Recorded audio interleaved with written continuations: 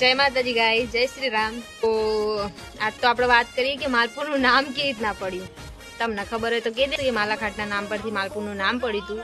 માલપુરમાં તો બહુ બધું ફેમસ, પણ મને યાદ નહીં હું ફેમસ। પણ માલપુરમાં તો બે એરિયા બહુ ફેમસ છે, એક દરબારગઢ ને એક ગોજારો। બહુ એટલે ખતરનાક વાળા ફેમસ, તો મને ખબર નહીં, પણ આ બે બહુ જબરા ફેમસ। માલપુરમાં ચા અરવિંદ કાકાની ફેમસ, પાન ગુલજાર વાળાના, મસાલા મારા રાજુભાઈના, મતલબ એ મારા કાકા જ છે। અને ઓબ્વિયસલી ચણા પુલાવ બહુ જ ફેમસ છે માલપુરમાં, બહુ એટલે બહુ, મને તો બહુ જ ભાવી છે એ બી। અને ભાવનગરીના સમોસા અને આપણા ખોડિયારનું ખમણ।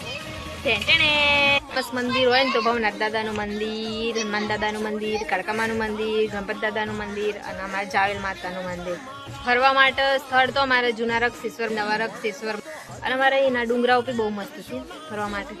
આમ તો માલપુરમાં બધું જ છે, ગોતવા જઈએ તો ઘણું નીકળે એવું, પણ એક વાતની કમી રહી જાય, હું પૈણીને બી જતી રહી, પણ થિયેટર નહીં બન્યું